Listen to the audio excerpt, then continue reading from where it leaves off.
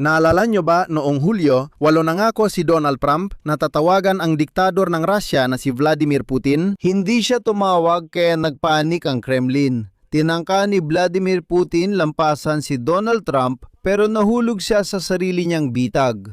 Una, ipinakita niya sa Amerikanong presidente na di umano'y nakuha na ang Konstantinovka sa Donetsk at may opensiba di umano sa buong linya ng labanan. At pagkatapos, matapos ang NATO summit sa Ankara, biglang nangako si Trump na tatawagan siya.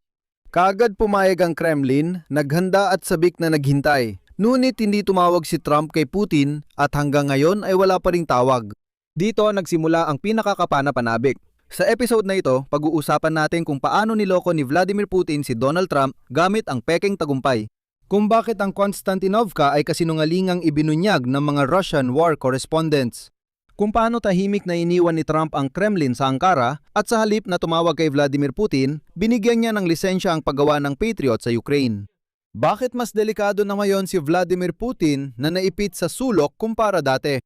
Ako si Alexi Pechi, tara't pag-usapan natin ang paksang ito. Pero bago tayo magsimula, hinihiling ko na mag-subscribe kayo sa YouTube channel na ito, i-like ang video at mag-iwan ng kahit anong komento sa ilalim ng video na ito.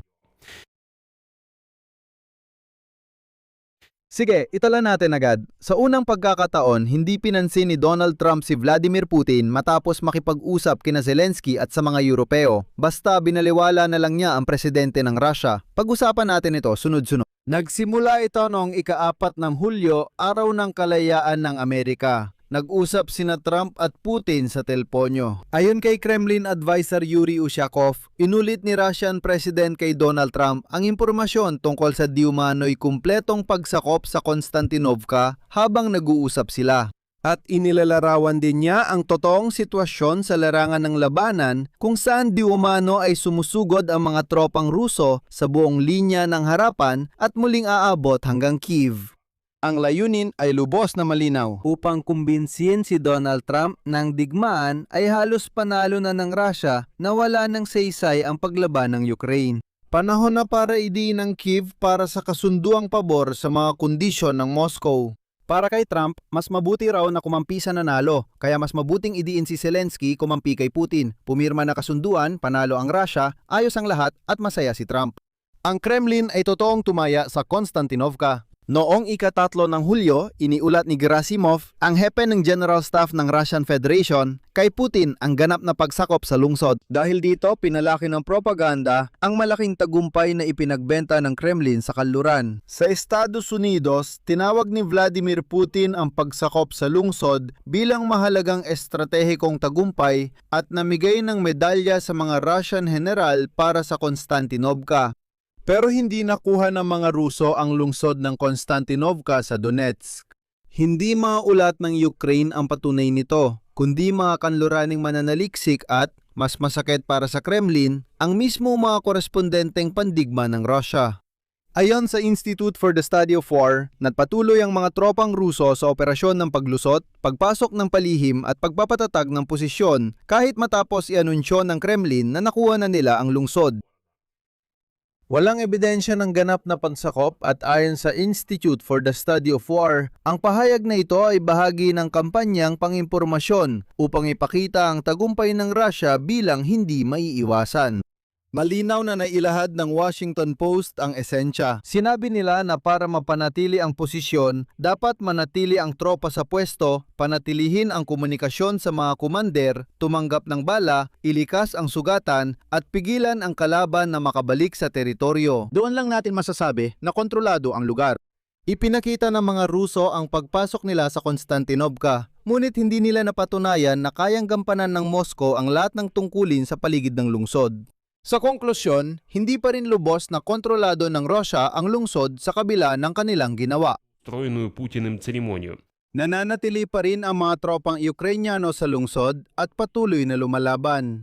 Ngayon, gaya na kasabihan, ito na ang seresa sa ibabaw ng cake. Maging ilang Russian na military correspondent ay nagduda sa opisyal na bersyon ng Kremlin, sinabing ang pagtataas ng watawat ay para lang sa kamera habang patuloy ang labanan sa paligid. Narito ang tunay na mga numerong sumisira sa presentasyon ng Kremlin. Hunyo 2026. Noong taong yon, nawalan ng hukbong Ruso ng 9 na kilometro kwadrado na teritoryo kaysa sa kanilang naukupa.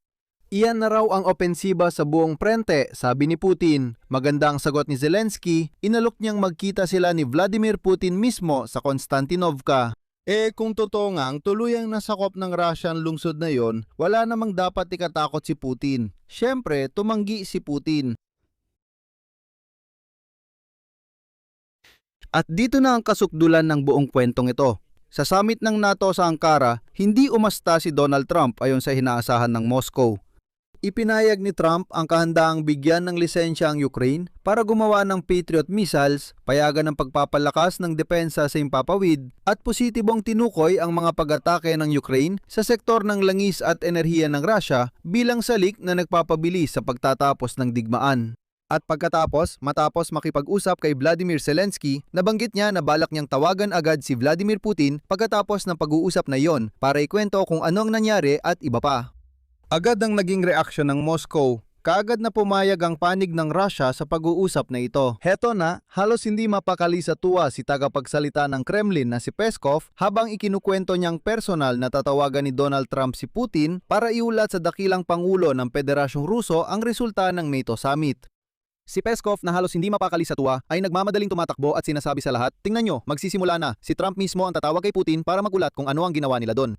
Naghintay at naghanda ang Kremlin bilang pangunahing katuwang ng White House, pero hindi natuloy ang tawag sa telepono. At ngayon, paalala ko lang, matatapos na ang 12 ng Hulyo na pahiya, tuloy ang Kremlin dahil dito. Ang paghihintay ng pakikipag-ugnayan ay nauwi sa wala. At si Putin, marahil sa unang pagkakataon, ay naranasan na siya ay parang tanga lang na niloko. Ngayon, totoong niloko siya. Ibig sabihin, niloko lang ang siga ng Petersburg. Sinabihan siyang, tatawagan ka namin. Nakaupo na siya at mukhang hinihintay ang tawag. Si Trump, hindi na iniisip sabihin na hindi siya tatawag. Basta niya lang binaliwala at nalimutan yon. Bukod pa rito, ang pagbisita ni Steven Witkoff at Jared Kushner, mga espesyal na kinatawan ni Trump sa Moscow, ay una munang ipinagpaliban at kalaunan ay kinansela. Isa pang senyales, hindi babalik ang Washington sa negosasyon kung walang malinaw na mungkahe mula Moscow. Ito ang pinakamapanganib para sa Kremlin. Hindi ito isang padabog na pag-alis. Hindi ito isang matalim na pahayag ni Trump. Ito ay simpleng katahimikan. Ito ay simpleng pagbalewala sa duwendeng taga-Kremlin. Si Putin ay naiwang parang nakikiusap at nakabantay sa telepono habang hindi siya pinansin ni Trump. Tingnan mo kung paano bumagsak ang tinatawag na istruktura ng kapangyarihan ng Kremlin. At ang pinuno ng Ministry ng Ugnayang Panlabas ng Russia na si Lavrov ay nagsimulang maglatag ng mga ultimatum na parabang tama na, nagalit na kami. Ngayon, hinihiling na lang nila ang pagsuko ng Ukraine. Ang tagapagsalita ng Kremlin na si Peskov ay gumawa ng hindi malinaw na pahayag tungkol sa posibleng pakikipag-ugnayan sa White House. Lumabas siya at sinabi, mukhang abala si Trump. Siguradong tatawag siya mamaya. Paano nga ba siya mabubuhay nang di nakikipag-usap kay Putin? Hindi talaga nagbibigay ng pampublikong komento si Putin tungkol sa sitwasyon. Pansinin ninyo, 3 mahalagang opisyal. 3 magkaibang pananaw ang lumabas, senyales ng kalituhan at walang isang posisyon. Malinaw na dead end na ang Kremlin. Mayroon siyang komplikadong sitwasyon sa loob ng bansa. Malamang wala siyang sapat na mga mapagkukunan para biglang palalain ang sitwasyon sa prente. Para lang patunayan kay Trump na, tingnan mo, tama si Putin. Noong kinuwento niya ang tungkol sa Konstantinovka, sabi niya, pinapalala raw namin ang sitwasyon sa prente na parang sumusulong ang mga Ruso. Walang argumento ang Kremlin para kay Donald Trump para ituloy ang negosasyon pabor kay Putin. Sa kasamaang palad, walang handang magkompromiso. Habang nagdadalawang isip ang Kremlin, tumitindi ang presyon. Kumpirmado ni Zelensky ang kasunduan sa Patriot. Naipagkasundo pa ni Senador Lindsey Graham sa White House ang panukalang batas sa matitinding parusa bago siya pumanaw. Ngunit para sa balanse, may mahalagang babala pa rin dito. Nagbabala si Robert Fox ng The Independent na maaaring isipin ni Putin na ang susunod na 2 buwan ang huling pagkakataon niya para baguhin ang takbo ng digmaan. Nakikikita niya ang isang pagkakataon hanggang Setyembre. Binanggit ng may akda ng Independent ang 3 palatandaan na naghahanda ang Kremlin na umatake sa Europa. Naniniwala si Putin na malapit na ang tagumpay at pinalalakas pa ito ng mga pagtatalo. Una, sa NATO, ang pagiging pabago-bago ni Donald Trump, ang pagkakabalaho sa gitnang silangan at higit sa lahat ang pagkaubos ng depensang panghimpapawid ng Ukraine. Pangalawa, mismong kampanya ng disinformasyon sa Europa. At inaakusahan ni Zakharova at Patrushev na yon halimbawa ang Latvia na di umano'y direkta ng nakikilahok sa digmaan. At kamakailan, isang eroplanong Ruso ang mapanganib na lumapit sa British aircraft carrier na Prince Wales. Doon naghulog siya ng mga acoustic buoy pero pinaalis siya ng dalawang eroplanong F-35. Mas aktibo na ngayon ang mga submarino ng Russia sa North Sea at English Channel. Minamanman ang mga kable at pipeline. Lahat ito ay nangyayari ngayon. Pangatlo, lumalala ang sitwasyon sa loob ng Russia. Mahahabang pila sa gasolina, aberya sa internet at kakulangan ng tubig sa Crimea.